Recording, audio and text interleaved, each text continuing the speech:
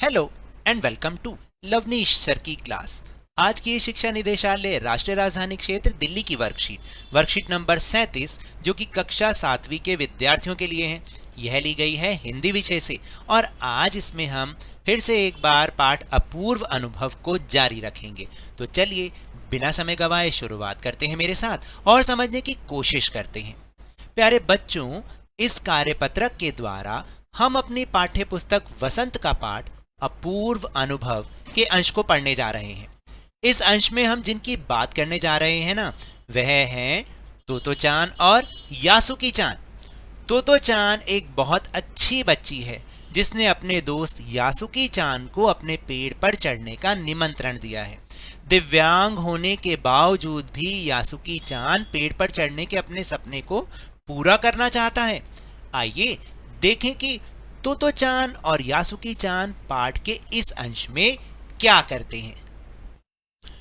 यासुकी चान के हाथ पैर इतने कमजोर थे कि वह पहली सीढ़ी पर भी बिना सहारे के चढ़ नहीं पाया। इस पर तोतो चान नीचे उतर आई और यासुकी चान को पीछे से धकियाने लगी, यानी धक्का देने लगी। पर तोतो चान थी छोटी और नाजुक सी, इससे अधिक सहायता क्या करती। यासुकी चान ने अपना पैर सीढ़ी पर से हटा लिया और हताशा से सिर झुकाकर खड़ा हो गया। तोतो चान को पहली बार लगा कि काम उतना आसान नहीं है जितना वह सोचे बैठी थी।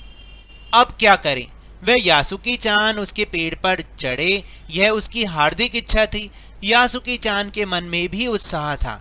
तो देखा आपने किस तरह से दोनों मेहनत कर रहे थे कि किसी तरीके से यासुकी चान उसके पेड़ पर चढ़ जाए। लेकिन तोतो चान को अब लगने लगा था कि ये काम आसान नहीं है, क्योंकि नीचे से किसी को धक्का देना, असल में वो भी तो एक छोटी ही बच्ची थी, नाजुक सी बच्ची थी, कितना जोर लगाती। तो उसने बहुत कोशिश की कि उसका दोस्त ऊपर चढ़े, लेकिन काम थोड़ा मुश्किल लग रहा था। कोई बात नहीं, अगले अंश में हम पढ़ेंगे कि आखिर वो दोनों सफल हुए या नहीं हुए। तो अब हम चल रहे हैं अपने आसान से प्रश्नोत्तर पर। तो देखो, पहला प्रश्न है कि यासुकी चान पर सीढ़ी पर बिना सहारे क्यों नहीं चल पाता था। यासुकी चान के हाथ पैर इतने कमजोर थे, बहुत कमजोर थे ना, आपको पता ही है, इसलिए वो बिना सहारे के चल नहीं पाता था। तो यही आपसे प्रश्न में पूछा है। फिर दूसरा प्रश्न है, यासुकी चान को कौन सी बीमारी थी, इसके कारण उसे कौन कौन सी दिक्कतों का सामना करना पड़ता था। यासुकी चान को पोलियो था, आपको याद है ना, हमने पहले भाग में समझा था। पोलियो से ग्रस्त होने के कारण उसके हाथ पैर इतने कमजोर थे कि वह बिना किसी सहारे के चल नहीं पाता था। फिर इसके बाद है, तोतो चान को पहली बार क्या महसूस हुआ। तोतो चान को पहली बार लगा कि काम उतना आसान नहीं है जितना वह सोचे बैठी थी। फिर उसके बाद चौथा प्रश्न है, तोतो चान की हार्दिक इच्छा क्या थी। तोतो चान की हार्दिक इच्छा थी कि उसका दिव्यांग मित्र यासुकी चान उसके पेड़ पर जाकर उसकी चीजों एवं दुनिया को देखे। और फिर इसके बाद पांचवा प्रश्न है कि आपने किसी कमजोर या असहाय व्यक्ति की सहायता की है, यदि की है तो कैसे। देखो यहाँ पर मैंने एक उदाहरण लिखा है, आप इसको भी देख सकते हैं। नहीं तो जो आपने, अगर देखिए, ऐसा कभी नहीं होता कि आपने कभी सहायता ना की हो, अगर जो भी की है आप यहाँ पर जरूर लिखें।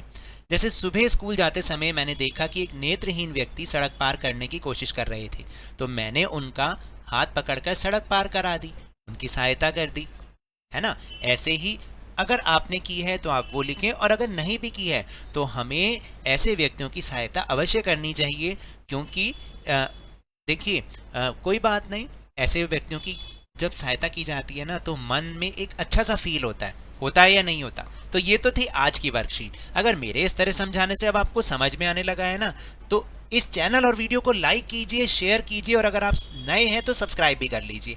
और टेलीग्राम ऐप पर जो हमारा चैनल है लवनीश सर की क्लास, उसको ज्वाइन करना ना भूलें। इसके लिए आपको टेलीग्राम ऐप अपने फ़ोन में डाउनलोड भी करनी पड़ेगी, और उसको ज्वाइन करने का लिंक आपको इसी वीडियो के डिस्क्रिप्शन बॉक्स में मिल जाएगा। उससे ये फ़ायदा होगा कि आपको सारे वीडियोस के लिंक एक साथ एक जगह पर मिल जाएंगे। और ये भी याद रखना है, घर से बाहर निकलते समय मास्क अवश्य लगाएं, नियमित रूप से अपने हाथों को साबुन और पानी से धोते रहिए, और जब भी आपकी बारी आए कोरोना का टीकाकरण अवश्य कराएं, क्योंकि कोरोना को हराना है और जिंदगी को एक बार फिर से सुहाना बनाना है। इसी उम्मीद के साथ बहुत बहुत धन्यवाद।